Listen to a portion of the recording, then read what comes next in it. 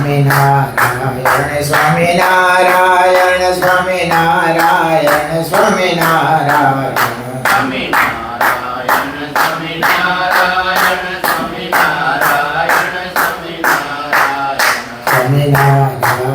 સ્વામિનારાયણ સ્વામિનારાયણ સ્વામિનારાયણ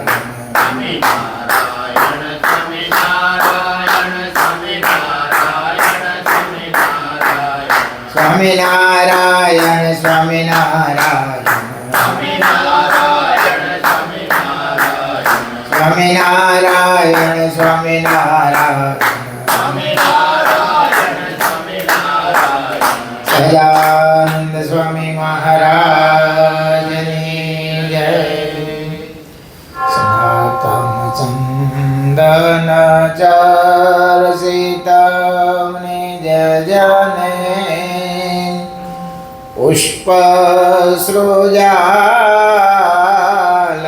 કૃત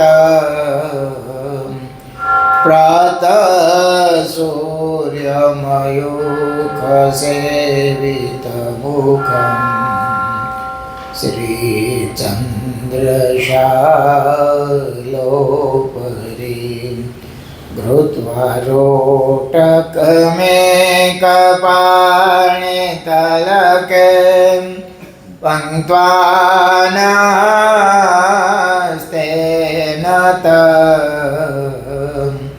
ભોજાનાં પ્રવિલોક સેવકગણાં વંદે સદા સ્વામિનં વંદે સદા સ્વામિનં વર્ણિવેશરમણીયદર્શનં મંદેહાચરુચિરાનનાંબુજં પૂજિतं સુરનરોત્તમેર્મુદા ધર્મનંદનમહં વિજેતયે.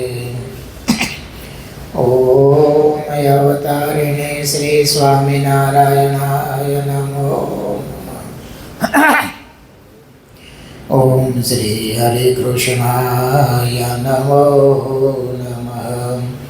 ઓમ શ્રી પૂર્ણ પુરુષોત્તમાય નમો નમઃ. ઓમ સર્વેભ્યઃ સદ્ગુરુભ્યઃ નમો નમઃ. સહજાનંદ સ્વામી મહારાજની જય.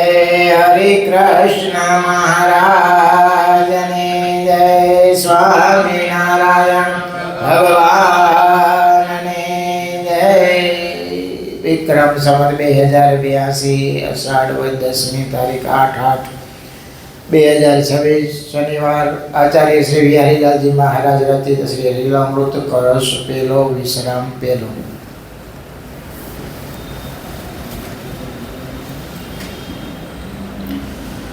નમો મોક્તાનંદ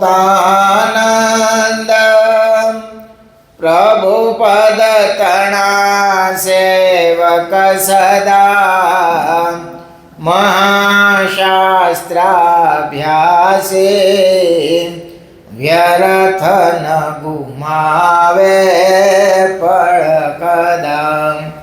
કરે વાર્તા જ્યારે સુરસરિત ધારા સમવહે કુસંગે સતસંગે સકળ જન ચિતે અતિ ચાહે.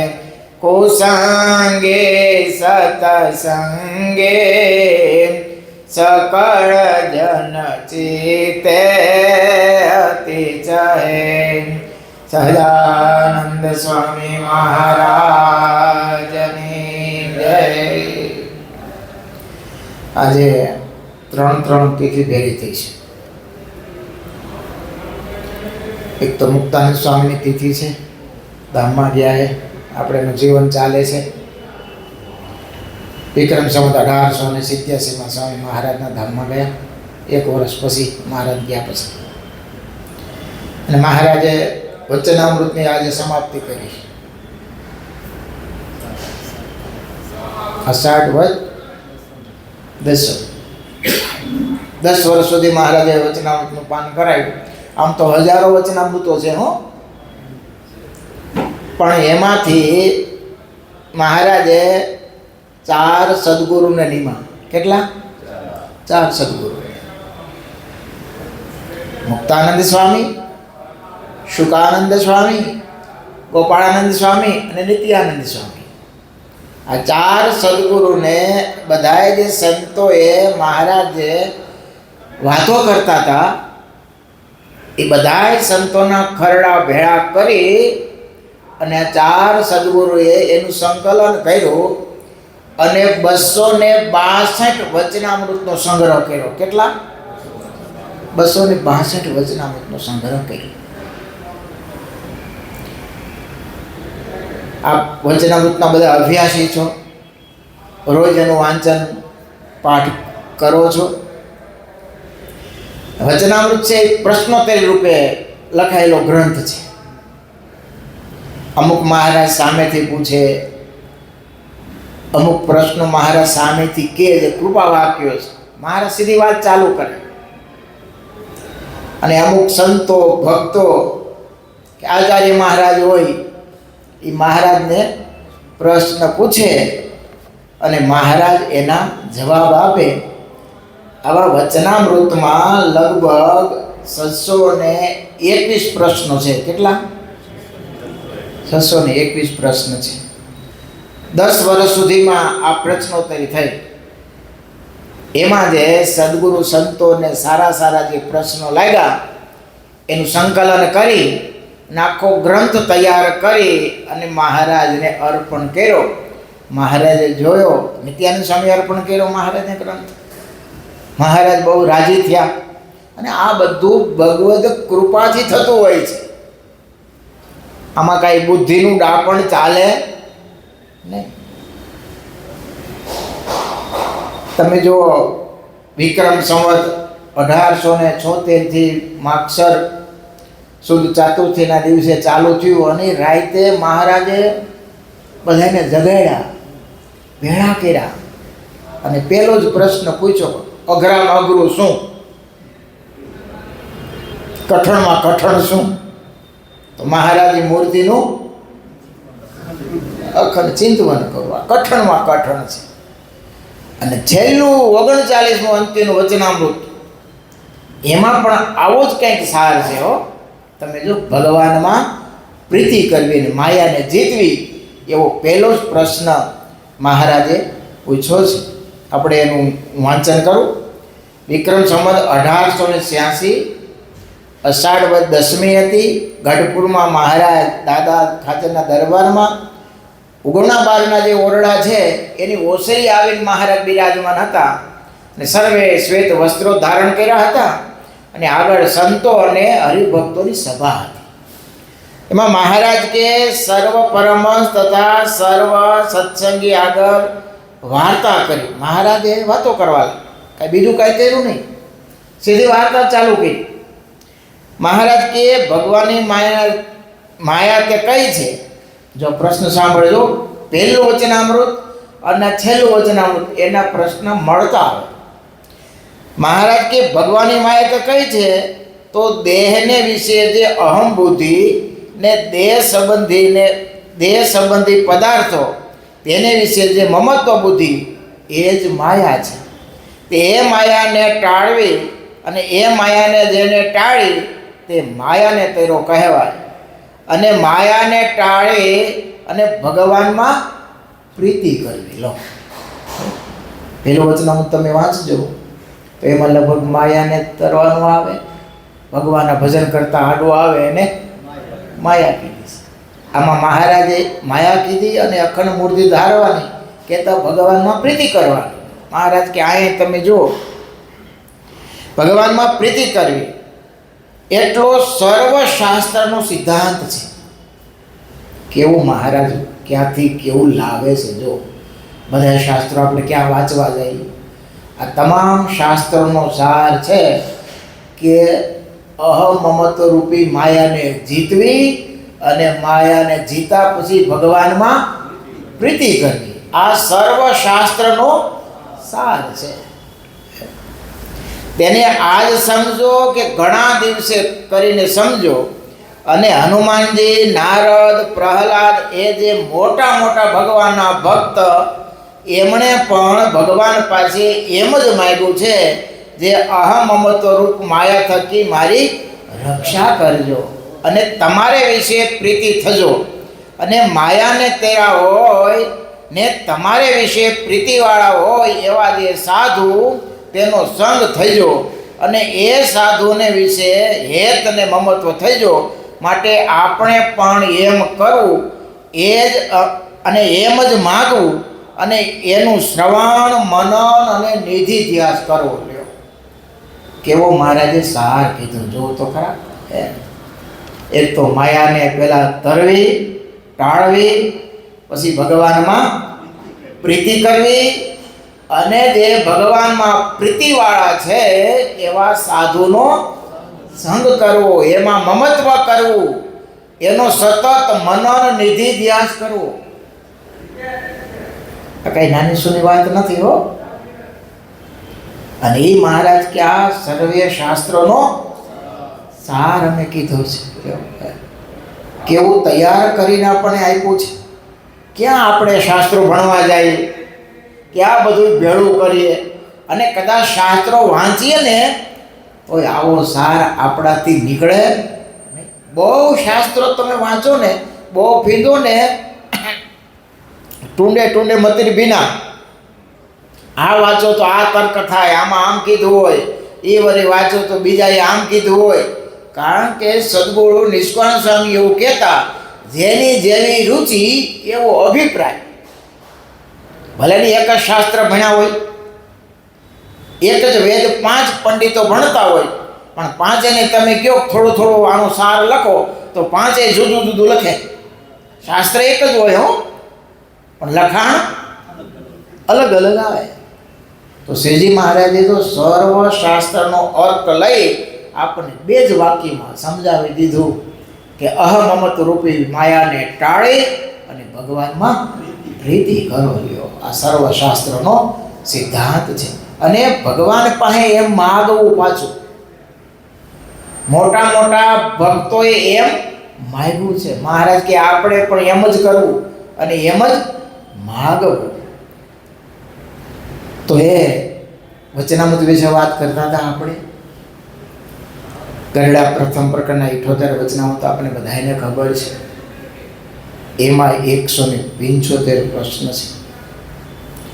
આમ તો આ બધી વાત હું એટલા માટે કરું છું કે મુક્તાનંદ સ્વામીનું જીવન ચાલે છે. 721 પ્રશ્ન છે, એમાં 92 પ્રશ્ન તો મુક્તાનંદ સ્વામી પૂછ્યા છે અને 308 પ્રશ્ન મહારાજના છે. અમુક કૃપા વાક્ય છે અને અમુક મહારાજના પૂછેલા છે. પણ બધા સંતો ભક્તોમાં જો વધારેમાં વધારે પ્રશ્ન કોઈ પૂછ્યા હોય તો એ સદગુરુ મુક્તાનંદ સ્વામી પૂછ્યા. કેવા જિજ્ઞાસુ હોય છે. મુક્તાનંદ સ્વામી મહારાજ કરતા ઘણા મોટા હો, 23 વર્ષ મોટા, છતાંય તમે નિર્માની જુઓ.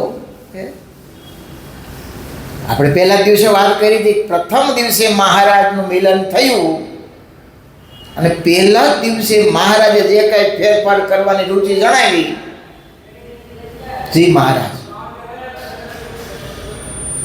આ બોલવું અને સાંભળવું બહુ સરળ છે હો ભક્તો, પણ એ જીવનમાં લાવવું એ બહુ કઠિન છે.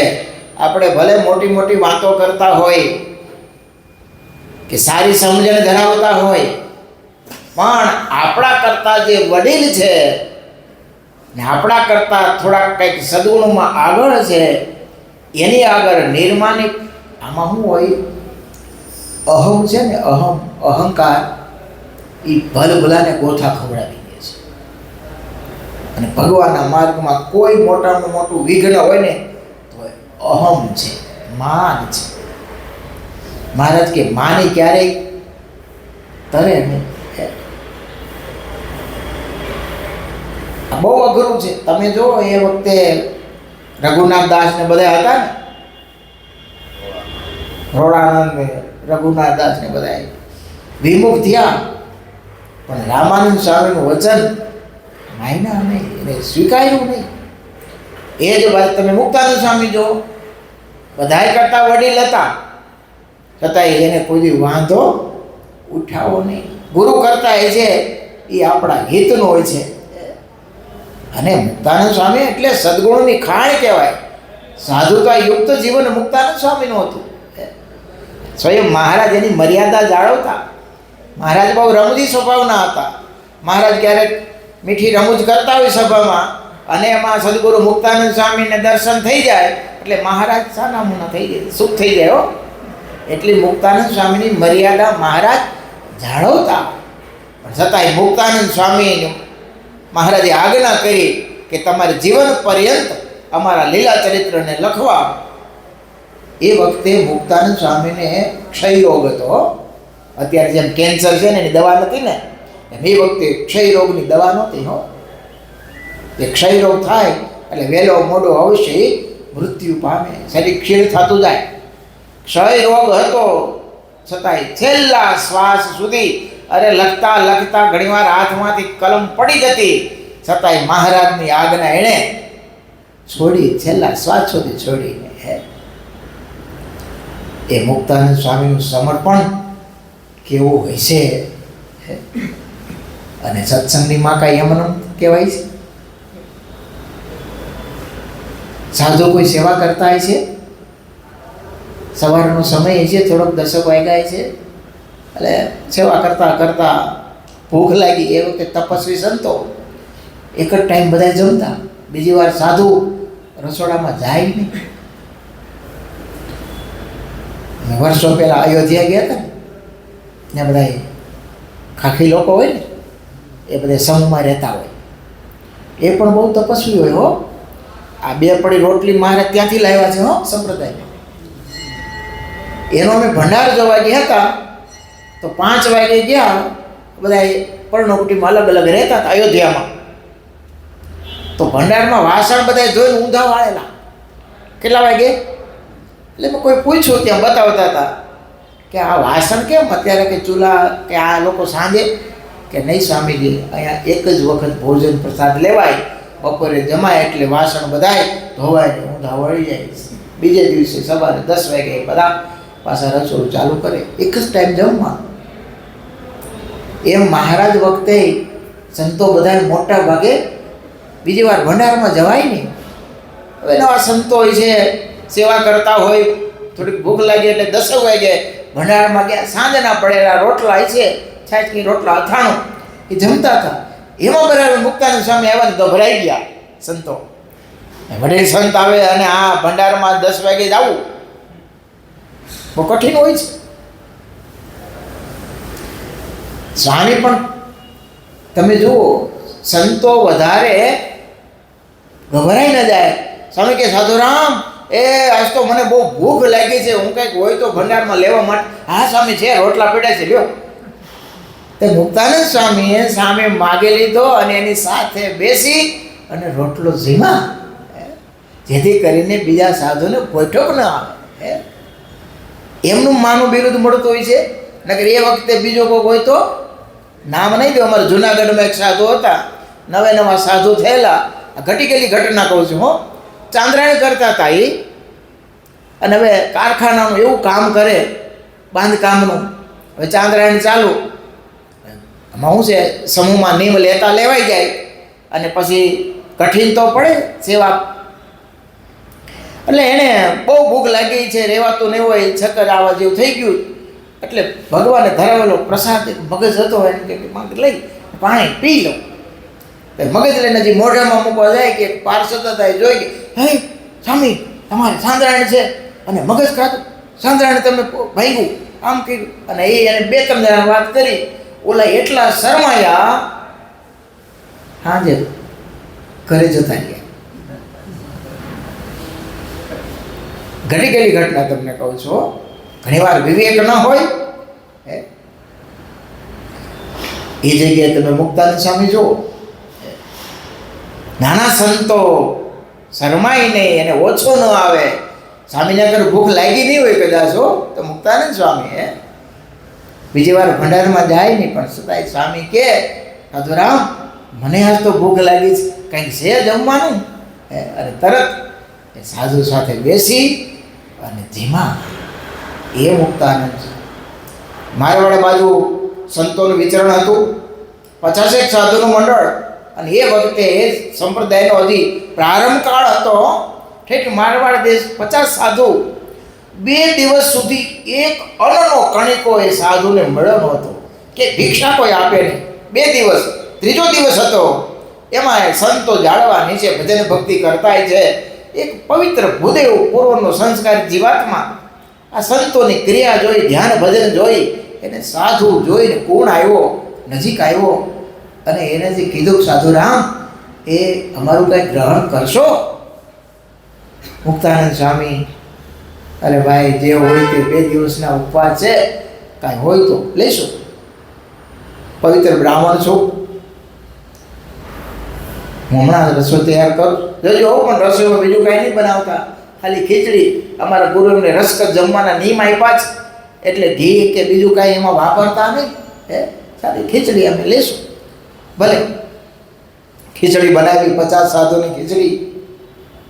એમાં એક વાટકીમાં ભગવાને થાળ ધરાવવા માટે એમાં 1 ચમચી ભગવાને ઘી થાળ ધરાવવા પૂરતું નાખ્યું. અને એ વાટકી બધી ઓલી 50 સાધુની જે ખીચડી બનાવેલી એમાં ભેળવી દીધું. પંક્તિ પડી. એમાં આત્માનંદ સ્વામી જે ભાઈત્મન સ્વામી હતા એ નિયમમાં બહુ દૃઢતાવાળા હતા. જિંદગીમાં એણે મહારાજની આજ્ઞા અણી જેટલી લોહી નહોતી હો. પોતા માટે કશું કોઈની પાસે ક્યારેય માગ્યું નહોતું. કેવા સાધુ હોય છે. પંક્તિમાં બેઠેલા, ખીચડી પીરચાની. પણ હવે એ વખતનું ઘી, આ વખતની વાત, અત્યારની વાત નથી હો. સુગંધ છૂટતી હતી. 1 ચમચી ઘી અને આમ હજી કોળીઓ સ્વામી મોઢા પાસે હલેલો ખબરદાર. શું આમાં ઘીની સુગંધ આવે છે? મહારાજની આજ્ઞા લોપાય છે. મુક્તાનંદ સ્વામી પણ હતા. 2 દિવસના સંતોને ઉપવાસે આજે 3જો દિવસ છે. એક અન્નનો દાણો મોઢામાં મૂક્યો નથી કોઈ સાધુએ. અને આ ભૂદેવ ભાવથી, પ્રેમથી 50 સંતો માટેની ખીચડી તૈયાર કરી છે. એની ભાવના છે કે અમારી ઘરે સંતો પ્રસાદ લે. અને ભાઈત્મન સ્વામી ઊભા થઈ ગયા. કોઈ જમશો નહીં. ખીચડીમાં ઘીની સુગંધ આવે છે. મહારાજે રસકસના નિયમ આપ્યા છે, નિયમનો ભંગ થશે. અને એ વખતે મુક્તાનંદ સ્વામીએ જોયું કે આ ભૂદેવ બિચારો પોસવા હે, એનું અન્ન બગડ છે. બીજું આ 2 દિવસના સાધુ ઉપવાસી છે, એને 3જો ઉપવાસ પડશે. એટલે સ્વામીએ કીધું સાધુરામ એ હાલો હું જમી લઉં છું. એ મહારાજને કાંઈક પણ પ્રાયશ્ચિત આપશે તો મહારાજ પાસે માફી હું માગી લે અને પ્રાયશ્ચિત કરી લે. હાલો બધાએ જમો. એ આ ભૂદેવ રાજી થાય ને રાજી કરો. અને આ ભૂદેવે બધી ખીચડીમાં ઘી નથી નાખ્યું, ખાલી ભગવાનને ધરાવવા માટે એક વાટકીમાં 1 ચમચી ઘી નાખ્યું છે. એટલે જમી લ્યો હાલો. વડીલ મુક્તાનંદ સ્વામી હતા. આજ્ઞા થઈ. બધાએ ખીચડી જેમાં વિચરણ કરતાં કરતાં ગઢપુર આવ્યા. મહારાજને દંડવત કર્યા, વાત કરી. મહારાજ મુક્તાનંદ સ્વામીને ભેટી પડ્યા હો. મહારાજ કે તમે સ્વામી અમારી રુચિ જાળવી હે, ભીખા સાધુને તમે પારણા કરાવ્યા, તમારી ઉપર ખૂબ રાજી છે. ભાઈત્મન સ્વામીને પણ ભેટા કે તમારી ટેકને, તમારા નિયમને ધન્ય છે. તમે ક્યારેય અમારી આજ્ઞા લોપી નથી. આવા એ બધા સાધુ તમે જુઓ તો હે. એ મુક્તાનંદ સ્વામી આજે એની 195મી તિથિ છે. આપણે એના જીવન વિશે કાયમ માટે વાતો કરીએ છીએ. હજી એનું જીવન, એના સદ્ગુણો અપાર છે. ઘણી વાતો આપણે એના વિશે કરશું. પણ આવતીકાલે કામિકા એકાદશી છે. એ પછી રહી ન જાય. બ્રહ્મ વૈવર્ત પુરાણમાં એનો ખૂબ મહિમા કીધો છે. આ બધાએ જાણો છો. દરેક એકાદશી કરવાથી લગભગ બધાય પાપનો નાશ થાય છે. કારણ કે એકાદશી એટલી પવિત્ર છે. અને પુણ્યને આપનારી છે. ભગવાન કૃષ્ણ અને યુધિષ્ઠિર મહારાજનો સંવાદ છે. યુધિષ્ઠિર મહારાજ કૃષ્ણ ભગવાને આ કામિકા એકાદશીની મહિમાની વાત પૂછે છે ત્યારે ભગવાન કૃષ્ણ એવું કહે છે કે પૂર્વે બ્રહ્માજીએ નારદને મહિમા કીધો તો એ મહિમા હું તને કહું છું, સાંભળ.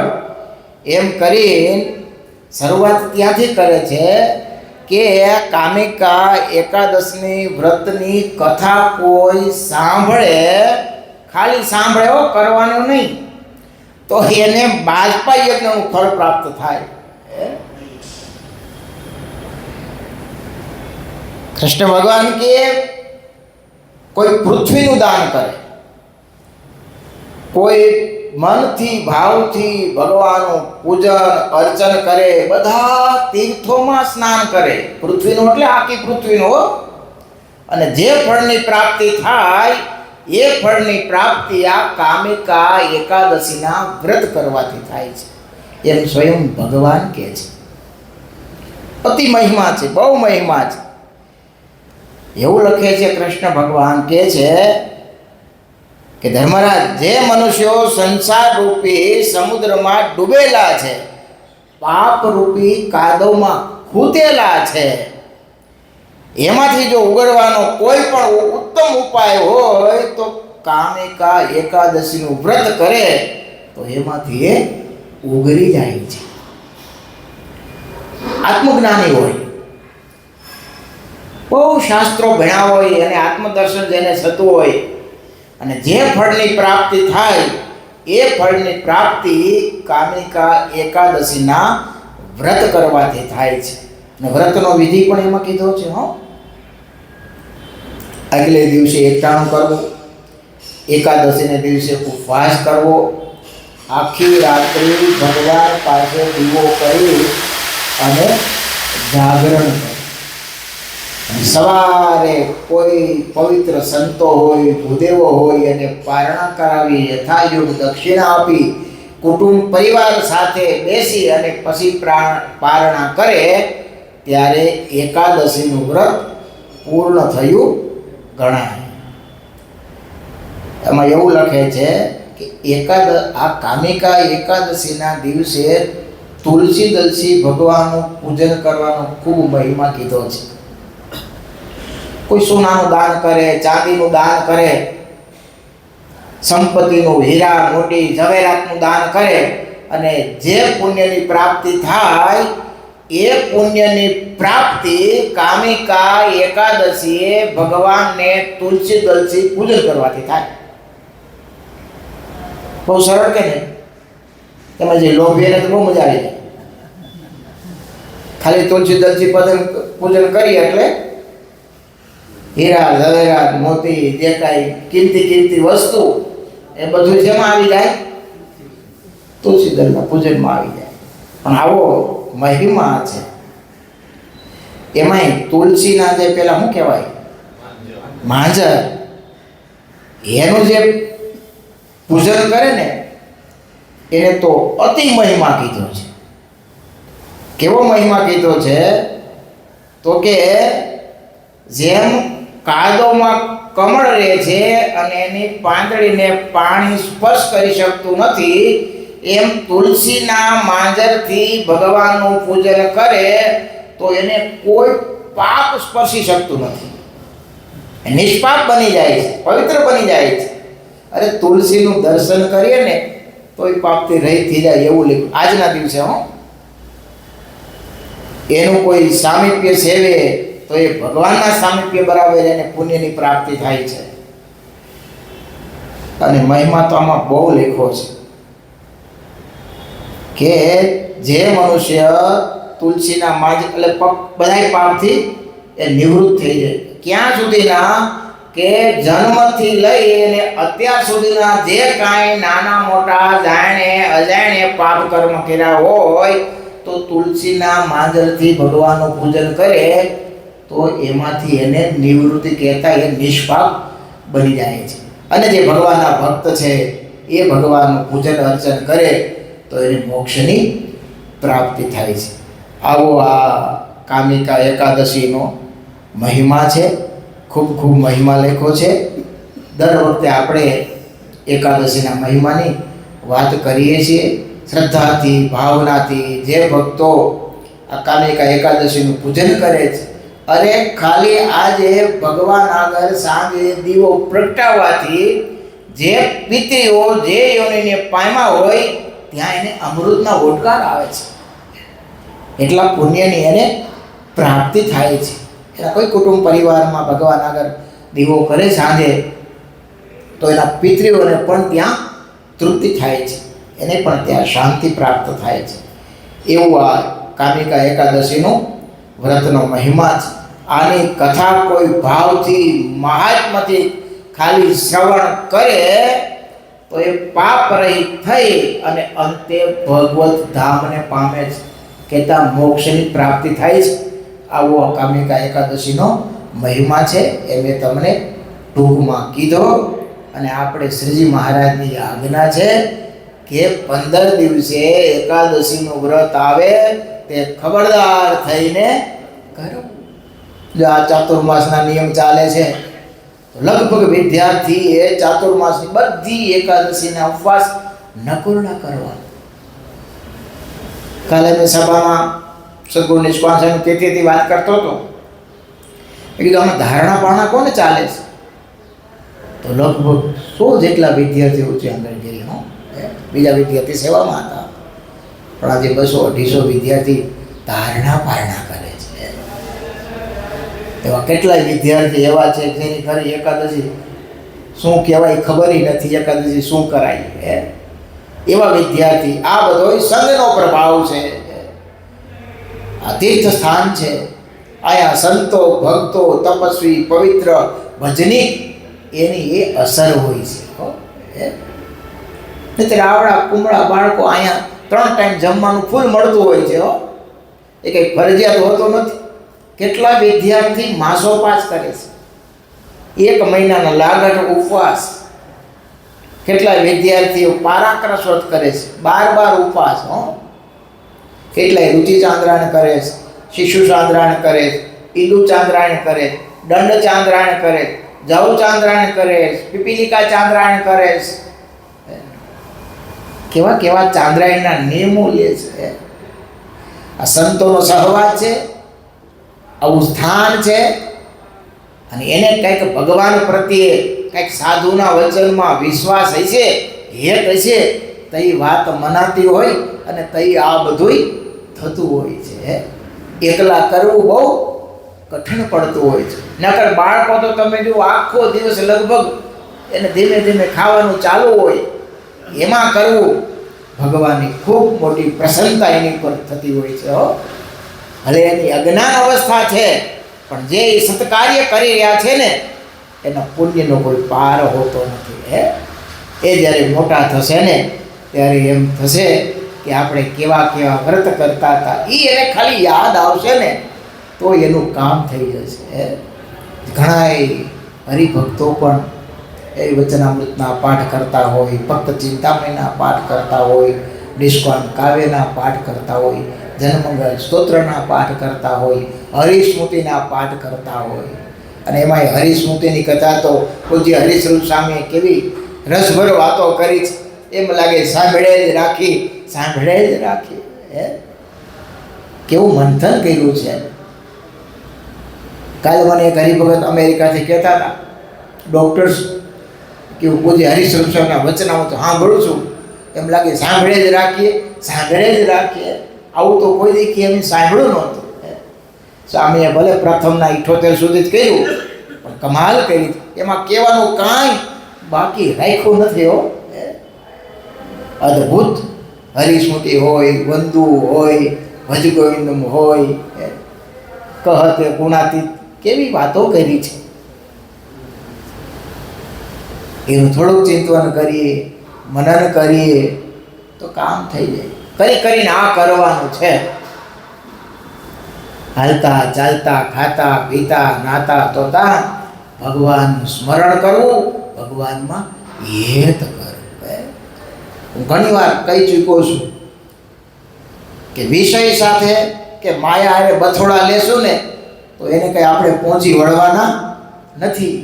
પણ જેમ જેમ ભગવાન સમીપ જશું, એની નજીક થશું, એટલે પેલું ઓટોમેટિક એની મેળે દૂર જતું જશે. એને તમે ધક્કો મારવાનો પ્રયત્ન કરશો ને તો એ બમણું આવશે. એના કરતાં જીવાત્મા ભગવાન સમીપ થવાના પ્રયત્ન કરે એટલે બધું સાનુકૂળ ભગવાન કરી આપતા હોય છે. તમે જુઓ આ જૂના સાધુ અને જૂના હરિભક્તોની રીત કેવી હતી. નવડા પડે કામકાજ કરતા હોય, અખંડ ભગવાનનું સ્મરણ કરતા હો અને ભગવાનની મૂર્તિ સાથે સ્મરણ કરતા હો. ખાલી લોલમ લોલ નહીં, વરે નહીં. ઘણી વાર તો અડધી રાત સુધી સેવા કરતા હોય, એક આદ વાર પણ ભગવાનની સ્મૃતિ ન થઈ હોય. વાક એનો નથી, એને રોકનારો કોઈ નથી, ટોકનારો કોઈ નથી, એને કેનારો કોઈ નથી. હા, સેવા સાથે સાથે સંત સમાગમ જોઈએ.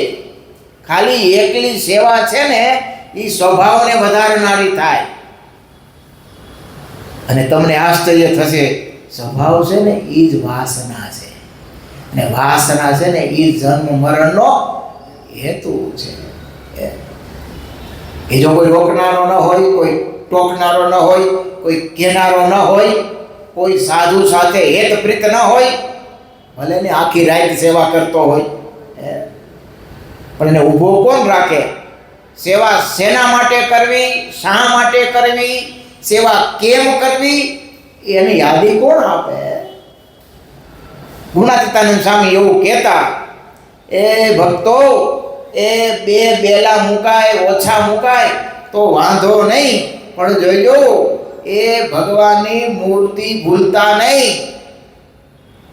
સેવા કરતા હોય ને તે આવો એક લીડર જોઈ, કોઈ કેનારો, તો સેવા ફળે. નહીંતર એનું ફળ તો રજડતા રખડતા મળે, પણ જોઈ એવો ઉઠાવ ન આવે. સંત સમાગમ અવશ્ય એવા સંતો કે એવા ભક્તો હોય એનો સમાગમ અવશ્ય કરવો જોઈએ. આજે વચનામૃતમાં 39માં મહારાજ છેલ્લે પ્રશ્ન મૂકેલો કે વાસ ભગવાનમાં જોડાય એવા હોય, પ્રીતિવાળા એવા સાધુ, એની સાથે હેત કરવું, એને સંભાળી રાખવા, એમાં મમત્વ કરવું, એનું સતત મનન નિધિધ્યાસ કરવો, એનું ચિંતવન કરવું. આવું લખ્યું જો, એમનેમ તો નહીં લખ્યું હોય. અને સ્વયં ભગવાન બોલે છે. નકર એટલું કીધું હોય તો ખાલી ભગવત ચિંતવન કરવું, ભગવાનનું મનન કરવું તો ન ચાલે. મોક્ષ તો ભગવાન પાસે છે ને. પણ છતાંય તમે જુઓ, મુમુક્ષુ ભૂલો ન પડે, મોક્ષ માર્ગેથી ભટકી ન જાય, એના માટે મહારાજ કેવો સદ ઉપદેશ આપે છે. સેવા કરતા હોય તો એવા સાધુ પહેલાં તો નિર્માની થાય, હાથ જોડે સાધુ પાસે, સ્વામી એ સેવા કરીએ છીએ એમાં કેવી ભાવના રાખવી કાંઈક કહેજો. એવું અંદરથી થાય ને તો કોઈને કહેવાનો ભાવ થાય. તો કાંઈ નહીં, આપણે સેવા કરીએ છીએ ને એ અમે કરીએ છીએ બરાબર છે. અમે કરીએ છીએ. ઘણી વાર તો સેવા કરતો તો વતાવ્યો ન થાય. શેના માટે કરતો હોય છે? સાચવવા પડે. શું કરવું પડે? અરે ભાઈ, ભગવાનને, ભગવાનના સંતો ભક્તોને રાજી કરવા માટે તો આ સેવા કરી, પણ એટલા માટે સંત સમાગમ જોઈએ. સેવા કરતા કરતા સમાગમ અવશ્ય જોઈએ. સેવા કેમ કરવી એનો ખ્યાલ આવે. તો આજે મુક્તાનંદ સ્વામીની 155મી પુણ્યતિથિ, કોટી કોટી સ્વામીના ચરણમાં વંદન કરીએ અને સ્વામીના ચરણમાં પ્રાર્થના કરીએ કે એમાં જે કંઈ સદગુણો હતા એવા સદગુણો આપણામાં આવે, આપણે પણ ભગવાનમાં દિન પ્રતિદિન પ્રીતિ વધતી જાય એવો પુરુષાર્થ કરીએ. હાલતા ચાલતા, ખાતા પીતા, નાતા ધોતા મહારાજ સ્વામિનારાયણ, મહારાજ સ્વામિનારાયણ એનું સ્મરણ કરીએ. સહજાનંદ સ્વામી મહારાજની જય. સ્વામિનારાયણ સ્વામિનારાયણ સ્વામિનારાયણ સ્વામિનારાયણ સ્વામિનારાયણ.